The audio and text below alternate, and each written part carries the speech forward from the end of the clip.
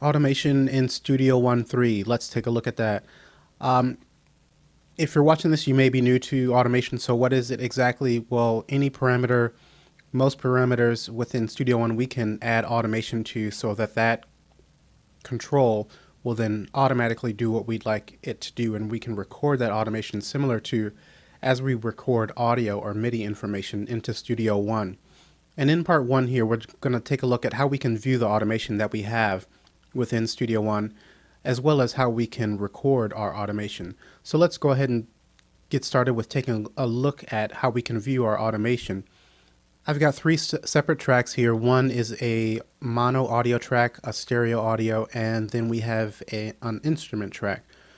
Now we can click the show automation, and then that's going to switch this view here to work with our automation parameters.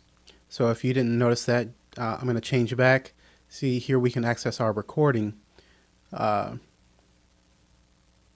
controls, and I'm going to press A on the keyboard because that will do the same thing as clicking this button.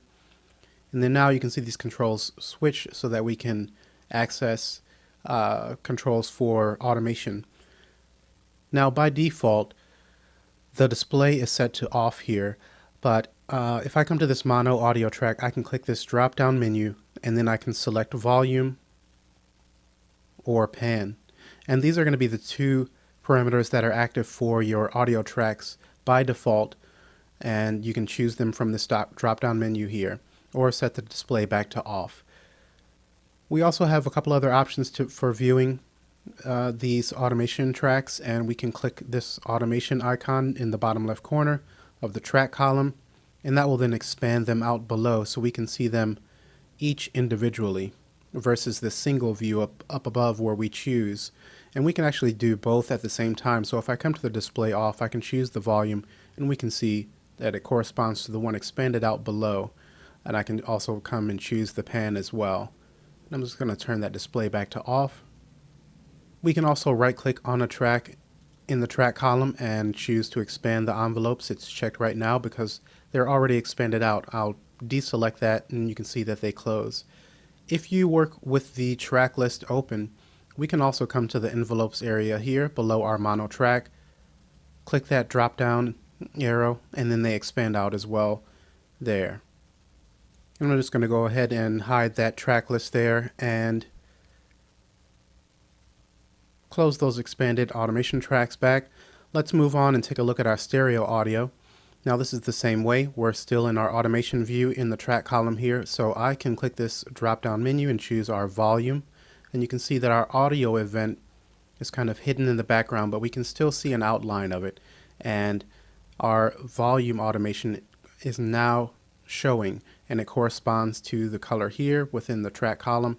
If I then choose the pan, you can see it's a similar color but different. If I choose mix, this is a parameter that I have assigned to an effect device that I have on this particular track. And as you can see, its color corresponds there.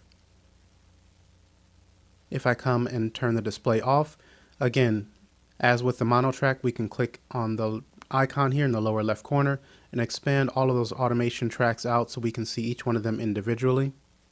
We can also right click on that stereo track and then deselect expand folders, and again we can come to the track list here, and for our stereo audio we can expand those out here as well.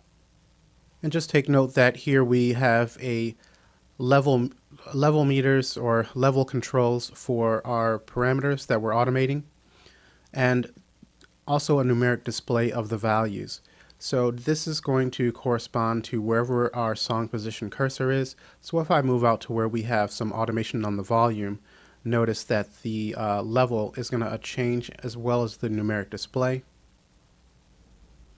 And this will adjust with each one of these.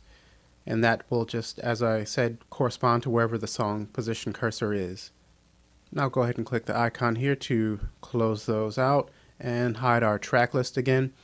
Now the last track that we have here is an instrument track, and this, unlike the audio tracks, does not have any parameters assigned to it by default. So you do need to add automation two instrument tracks. If I try to click on the icon here for showing automation tracks, nothing happens. If I double click on this though, the mix console does open up. We're taken to our VST instrument track here, and the insert and send effects section is opened up because we can add an effect and then apply automation to that. So next, just we'll take a look at how we can add and record automation. So how can we go about adding automation within Studio One? Well, there's a couple of different ways that we can do it. We can add an actual automation track anywhere we'd like in the track column, and we can do that by pressing T or by choosing track up top here and add tracks. I'm just going to press T on my keyboard, and automation is already selected. This is again where you choose between your audio instrument automation. You'll have a couple other options if you're in Studio One Professional. So we've got automation selected. I'm going to click OK. It's going to add it below whatever track you have highlighted. And I'm just going to shrink that down a bit.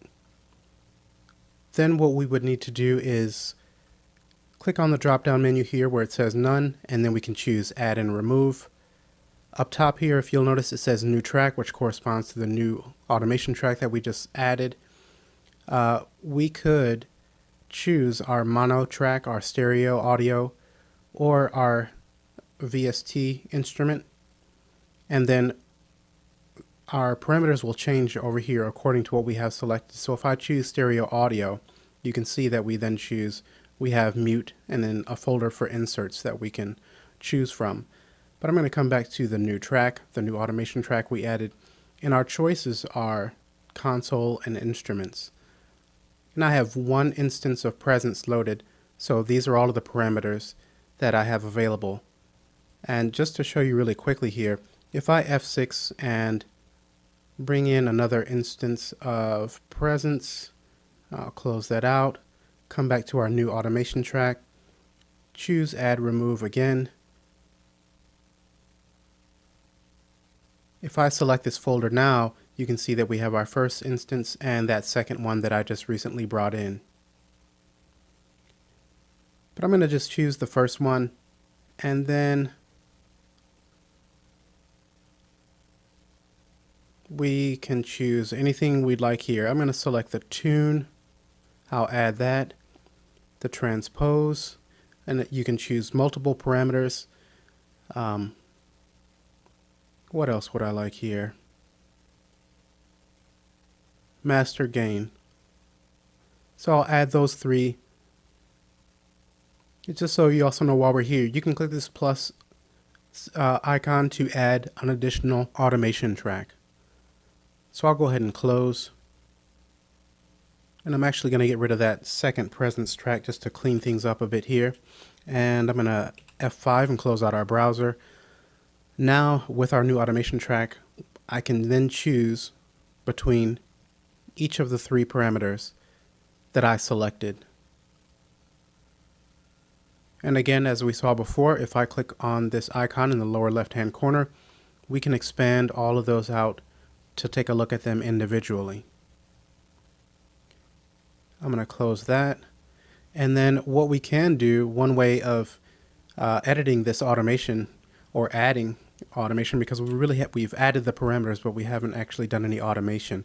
We can then click on the line here and add a point, add another point, and then I'll add one here. Then I can click and hold and drag. And in this way, we can create adjustments.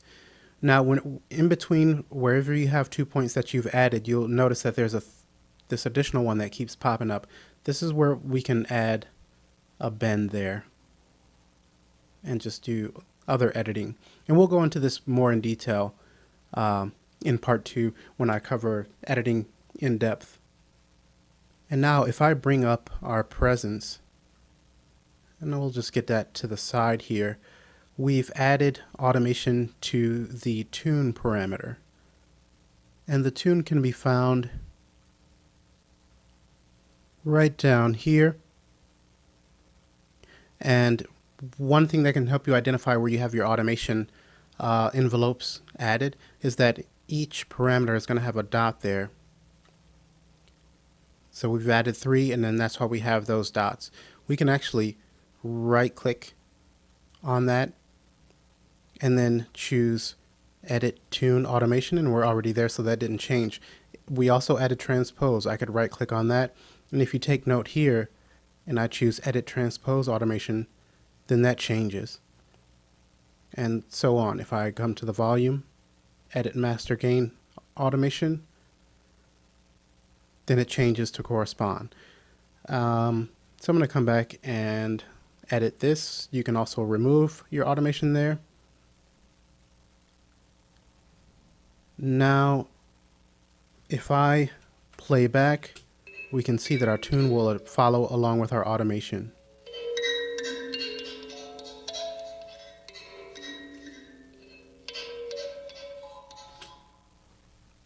And if we wanted to come in and tweak some of these points or remove some of these points, we can close out there and hover over and double click. We can also select that point and just hit delete on our keyboard.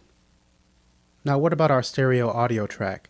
By default, it has the volume and pan, but what if we want to add some automation to an effect that we have applied to this audio track? There's a second way that we can add our automation, and I'm gonna F3 and bring up our mix console.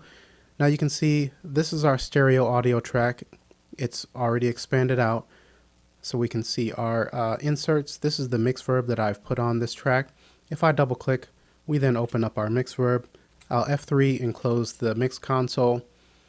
Now take note of this area here. This is the software parameter display, and it's still on tune because we were working with tune here. Now if I would like to adjust or automate the size, I would then turn that parameter, and as you can see here in the display, it's now changed to size. So what I can do is grab this little hand and then drag it to my stereo audio track, which is what we have this effect on. And then as you can see, we now have size available to us as a parameter that we can adjust. So I can go ahead and add our points as we just did with the presence. And then I'll just drag that. You can move it. This is going to be constrained by your snap value settings. So if you want to move this freely, then you would turn off the snap to grid. I'll press N on my keyboard to turn that off. You could do that by clicking as well. We can now freely move this about. If you'd like to have it constrained, but you just want something different, maybe you want quarter notes, then just be sure that you choose that here, and then it will snap by whatever value you have set up above here. And so now, as we saw within our presence, the size knob has this little dot indicating that it has automation envelope assigned to it. And so if we then come and play back, we can see our size then adjusts.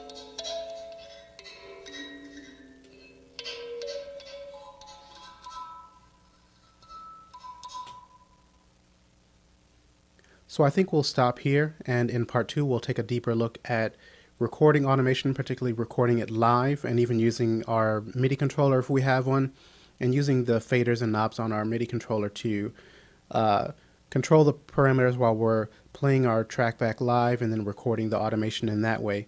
We'll also go deeper into editing the automation information because there's a lot of tools that we have available to do that.